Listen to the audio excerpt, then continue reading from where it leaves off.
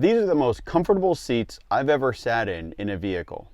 And today I'm going to tell you all about them, as well as show you how I installed them in our 2021 Ford Transit van.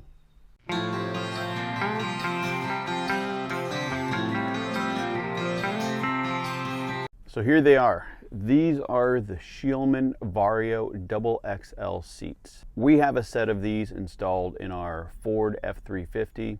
We just installed these in our 2021 Ford Transit van. And to say I absolutely love these things would be an understatement. In our truck, I put over 50,000 miles in our Scheel-Mann Varios, and they were fantastic. Prior to installing the seats, and one of the reasons why I was looking for replacement seats is I have a bad back as well as a bad neck. I could only drive the truck for 2, maybe 3 hours before I had to get out, stretch, and even hand the reins over to my wife to drive. Once I installed these and I got them adjusted to fit me, I have to tell you, I could probably drive 9-10 hours and get out feeling almost as good as when I got in the truck.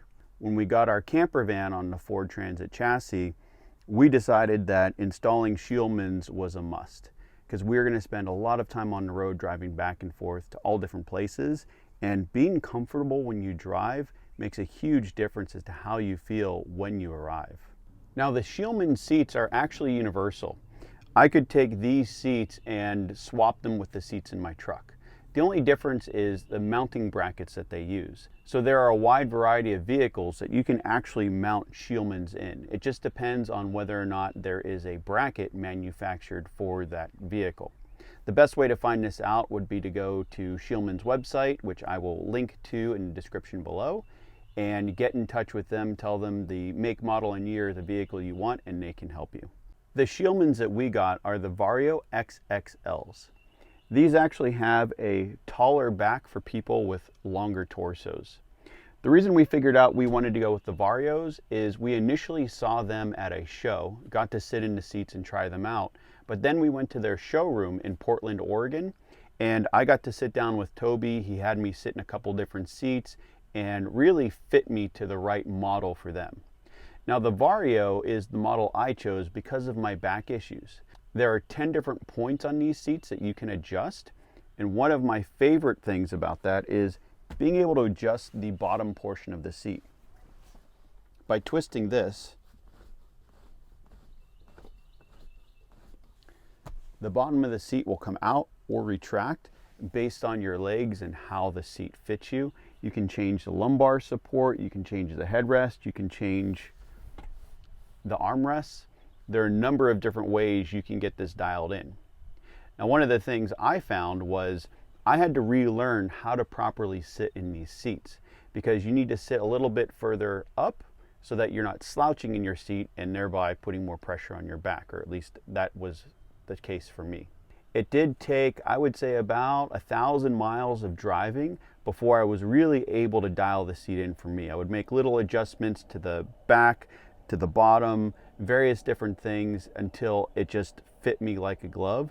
And now anytime I get in any other vehicle that does not have Scheel-Mann's, I'm uncomfortable because I have these so well dialed in for me.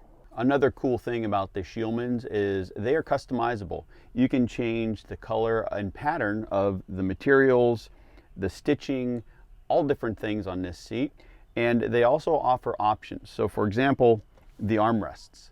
We chose to go with a double-sided armrest because they fit in our vehicle.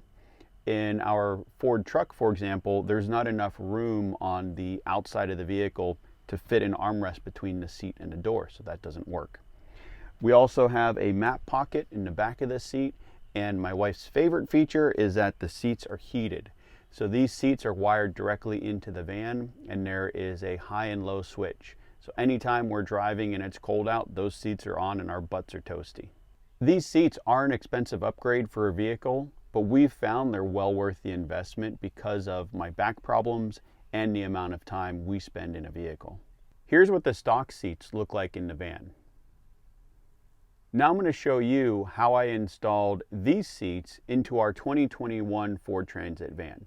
Even if you don't have a Transit, it'll give you an idea of some of the steps in the process it takes to install these in many different vehicles. Now, a few disclaimers. First of all, this is less of a how-to, more of a how I did it, because every van is going to be different. You'll have your own ways that you want to route wires or anything else. But this is to kind of give you an idea of what's involved in installing Scheel-Mann seats in your Ford Transit. Now, a few other disclaimers. If you are going to do this, make sure you read the manual and all the supplemental information you get from Scheel-Mann front to back. There are a lot of safety things to be aware of because you are modifying safety aspects of the van, like the seat belts, the airbags. There are airbags in the Ford seats. There are no airbags in the Scheel-Mann seats, and you will have to wire up a resistor so that the van thinks the airbags are still there. We'll get into that later. With the Scheel-Mann seat, I opted for the low-rise brackets from Scheel-Mann. This makes the seat sit a bit lower than the factory seat. And I like that because I feel like I'm sitting more in the van than on top of it. Plus, I like the way my legs are able to stretch out better with the seat lower. The first step in the installation of the Scheel-Manns is to remove the factory seat. We have the factory seats with the swivels, and the swivels are integrated into the seat, which makes the seat extremely heavy. If you have someone to help you out, I highly suggest it. First, I want to remove the seatbelt on the right side using a T50 Torx. To remove the seatbelt on the left side, remove this cover. Just pull it off. T45 Torx for the bolt. Now to unbolt the seat, there are 4 10mm bolts on each corner of the seat. The easiest way to reach the front bolts is to push the seat all the way back, and then to get the rear bolts, simply move the seat all the way forward. Once you've got the bolts out, lean the seat back and you can access the wire harness underneath that you're going to need to disconnect. To disconnect this junction box, there is a 7mm screw that you will need to unscrew to separate the two pieces. As you unscrew this, the two pieces will come apart.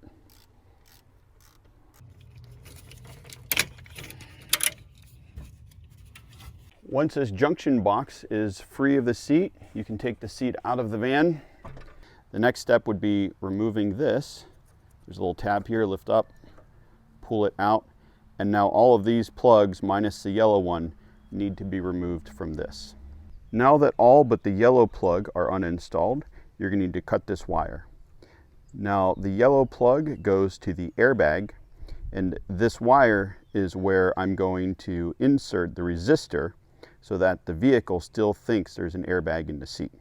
Just to make sure I have enough wire, I'm going to push this back and cut both wires up here.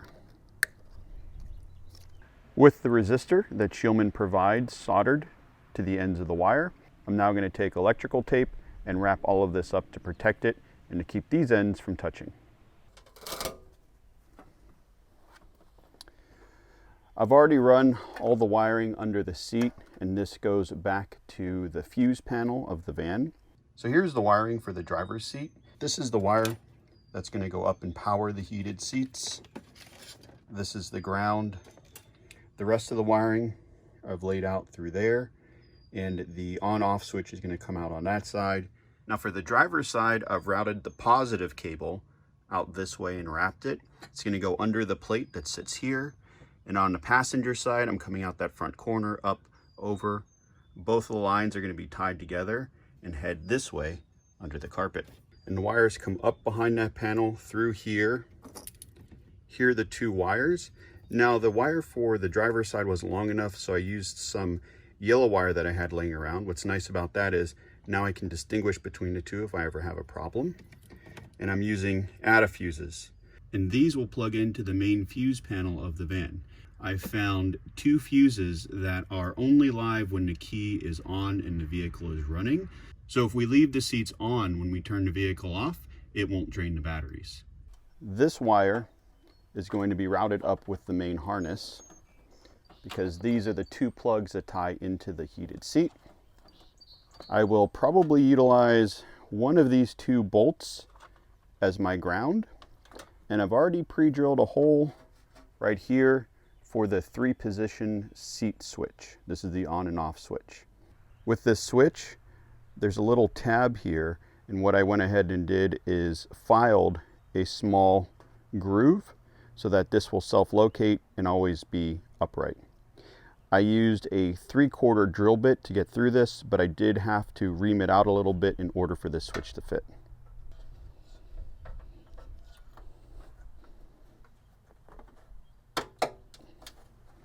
Now that I have the switch installed, all the wiring taken care of, I can put the carpet back up and begin installing the swivel and then the seat.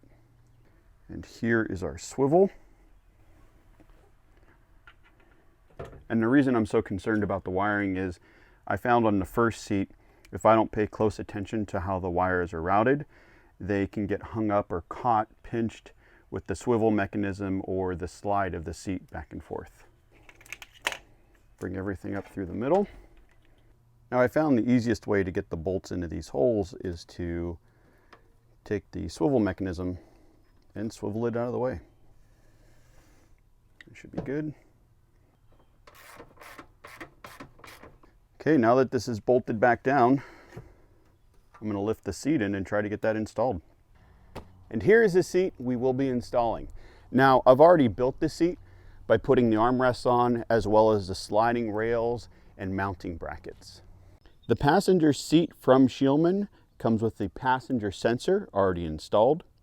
I've gone ahead and installed the seatbelt brackets on both sides. These, for me, have to be pointing up because I'm using the low profile mounting bracket. Here are the sliders. And then what I learned was when you mount these mounting brackets to the sliders, make sure that both the brackets go in the same direction. And then after you're done mounting them, make sure they slide without binding. I found if I slide the seat all the way backward, I can tilt it just enough, and hopefully it stays, that I can work on trying to figure out how to route the wiring without the wires getting pinched. So I just realized I've run into a problem. On the driver's side, I mounted this junction box here using zip ties, and that keeps everything out of the way and should provide enough room with this cord for the seat to go forward and back. This is the passenger sensor, and when this whole unit goes back together, this passenger sensor goes in this far port, and it's too short. So I'm gonna have to cut the sensor and lengthen it. Here's the lengthened passenger sensor wire.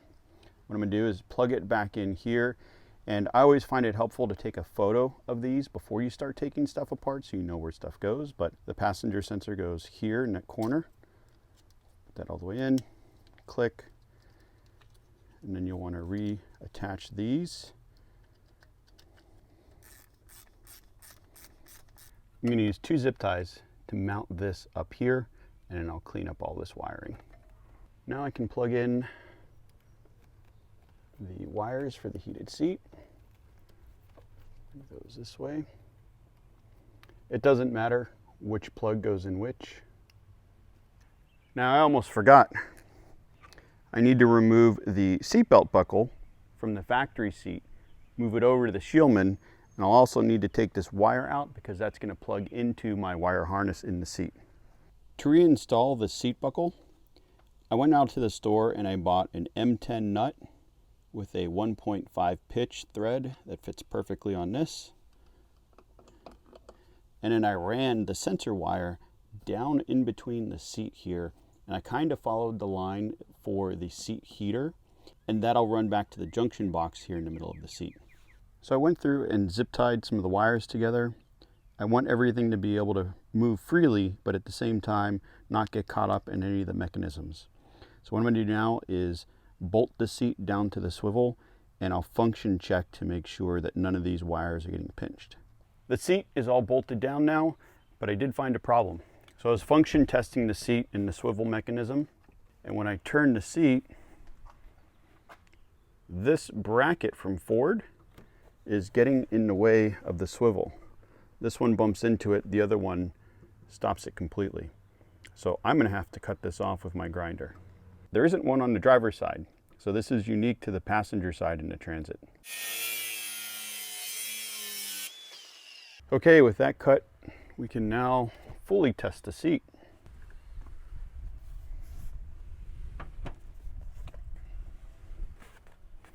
The wires don't appear to be hitting anything. Everything under there looks good. So the next thing I have to do is install the seat belt and then turn the vehicle on to make sure the seats are heating. So let's make sure that's working.